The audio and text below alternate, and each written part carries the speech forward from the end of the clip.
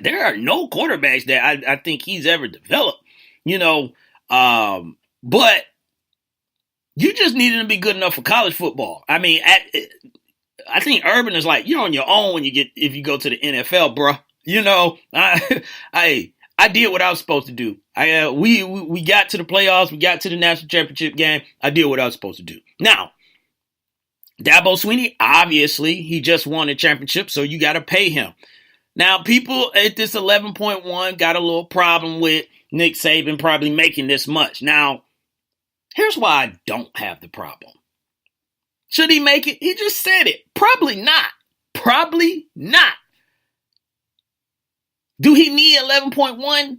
Nah. He's good. But if someone's going to give it to me, yeah, I'm going to take it.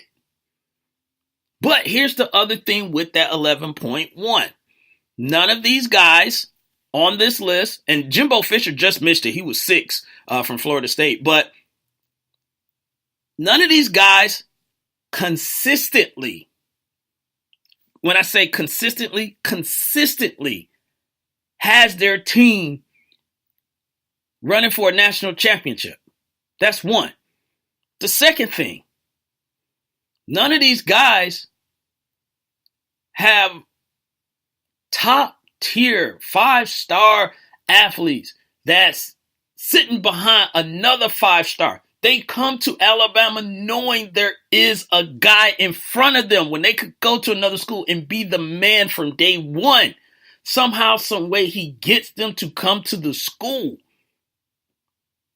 Third, he protects his players.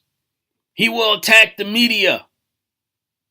Fourth, he always has one of the top recruiting class, if not the top recruiting class. I can't stand Alabama. My wife always running through the house, roll tide, and all that. I can't stand that. Just gets on my nerves. But it is what it is, though. I can't even remember the last time Alabama lost 2 games. I mean, and if it was recently, because they win so much or they're always in the hunt, you kind of forget about it. So, and this is probably the biggest thing. And JY3 just said it in the chat room. Saban generates so much money for the state of Alabama. You are right on point with that. Saban, so much money. Show me the money! He be showing Alabama the money. Them people eat up Alabama football. They have no professional team at all in that entire state. So the football team is their everything. Then the other thing is, Alabama was sorry before he got there. I remember his time at Michigan State. They did well at Michigan State. He went to LSU. They won a national championship there. And now he comes to Alabama, who was going through all the stuff with Shula and all the other, coaches that came before him. And he has now built an empire, a dynasty, if you will, or whatever it is. He has built an empire there. You got to give him that. Mac Farrell just gave us an update of the World Series. It's tied up 1-1 now. So Astro Dodgers is tied up. JB said, Jelani, you're talking to a Florida fan. Once Mullen and Strong left, Mario was done at Florida. People seem to forget that in Urban's last year at Florida, he won 8 games. JB, I'm not arguing with you on that. His skill set may not be calling plays and all that stuff, but getting the right people around him. He may be the guy that manages everything. He may be the guy that keeps everything under wrap. He may be the guy, that handles the PR or whatever. He probably does some of the recruiting.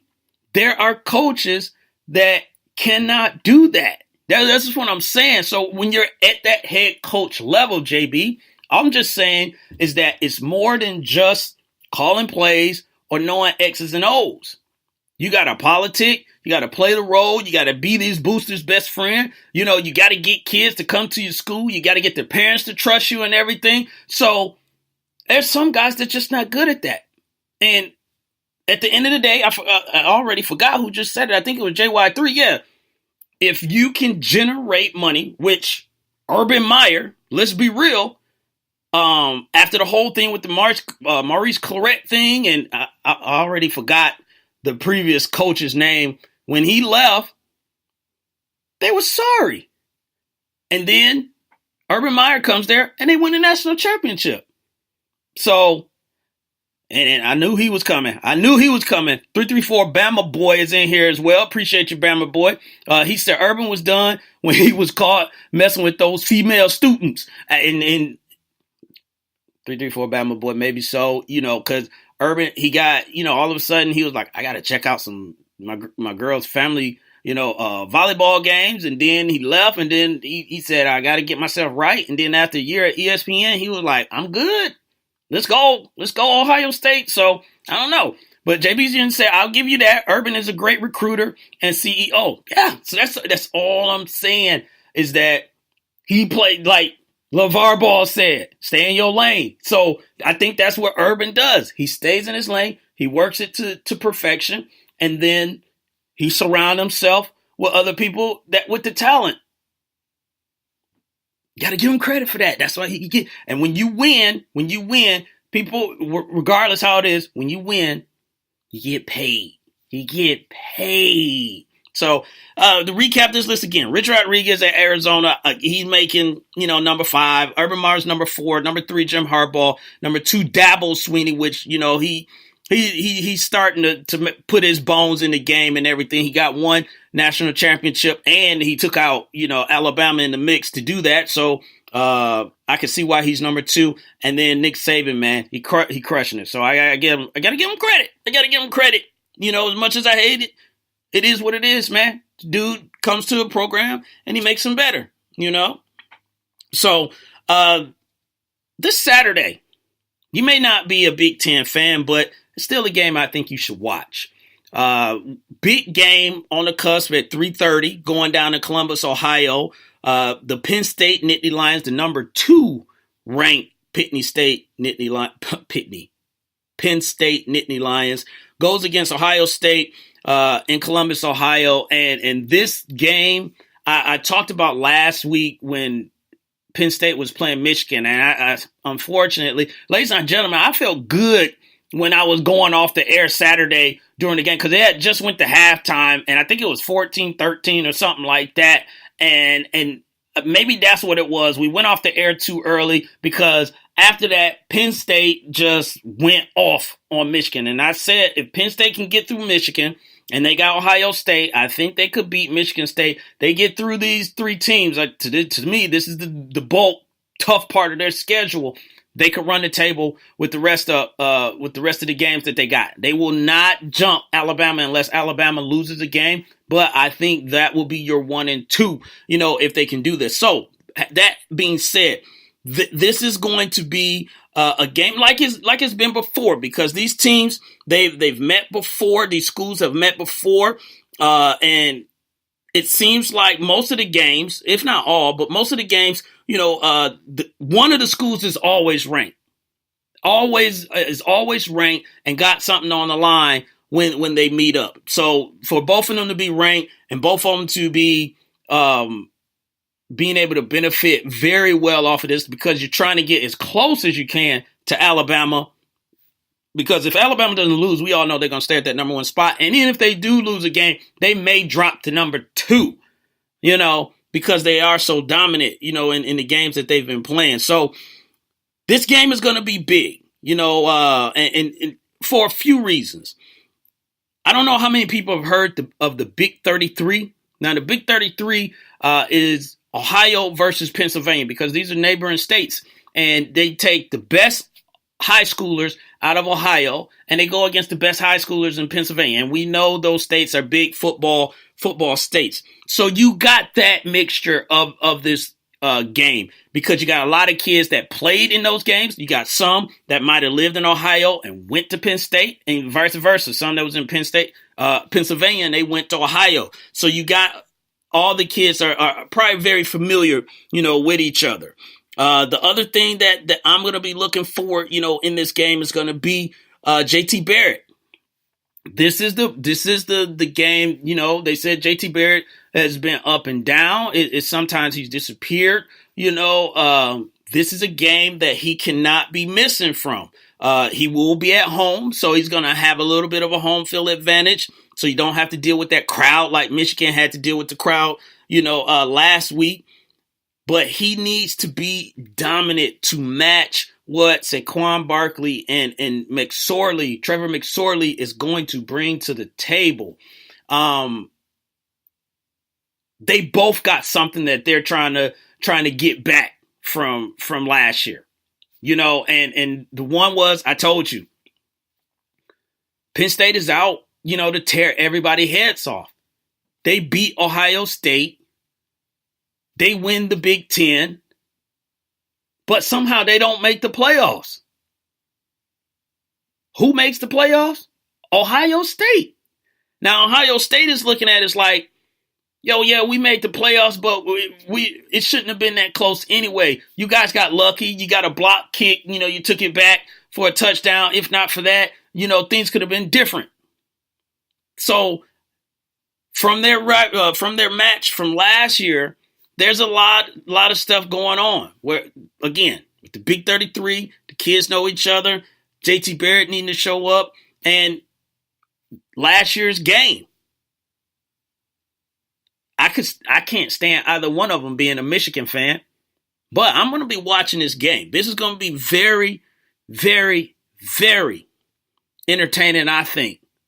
And they're going to give everybody their money worth for tuning in. And I'm glad it's at 3:30.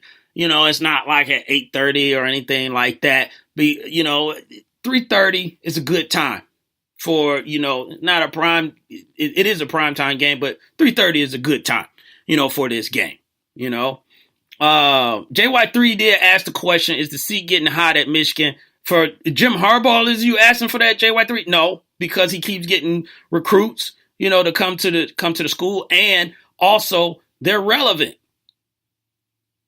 Michigan wasn't getting ranked. Michigan wasn't even getting ranked in the top 25, or if they were near the bottom 25 with other coaches like Brady Hoke and and all that stuff. Jim Harbaugh, he is putting his footprint on the recruiting, but also he's a guy that has this character, whatever that you want to call it, that sticks out to people. So at this point, Michigan is not anywhere in the realms of doing anything with Harbaugh. He's good. He's safe. Trust me, he's safe. He's safe for a few more years. They start losing, then and losing very bad and not making bowls, then you're gonna have a problem. Shouts out to my man Ben from BS3 Sports that's in the building as well. Mac Farrell said in the Wait a Minute show chat line, it says number 4 TCU versus number 25 Iowa State is also a game to watch. Iowa State has had a pretty interesting game. They played, I forgot who they played, but earlier this year they had a really good game. And TCU, they put it on Kansas State, I think a couple weeks ago. Yeah, a couple weeks ago. So they could be in the mix, as well. Georgia may have something to say about that too. Georgia had a bye, so Georgia also has an opportunity, but looking like Georgia probably will run into Alabama, so that might be, a problem. JB Jennings said also Harbaugh needs to adapt and get off that slow pro-style offense. Look at Saban. Once Watson gave Bama issues, he immediately went out and got hurt. That's the definition of a great coach. Pro-style offenses play out in college. Louisville, Penn State, Ohio State, Clemson, Bama. Dang, you naming all these people. All run up tempo and have QBs that can move. So JB Jennings is basically saying, Harbaugh, get with the program. We'll see. That has always, though, been Michigan MO. Even when he played, that's how they play. So I think that's where that comes from, JB. But times are different, and he may have to, go get himself a Denard Robinson again, or something like that. For this offense, just to help him out, which I think he could do because he had Colin Kaepernick. Colin Kaepernick wasn't, the quote unquote, slow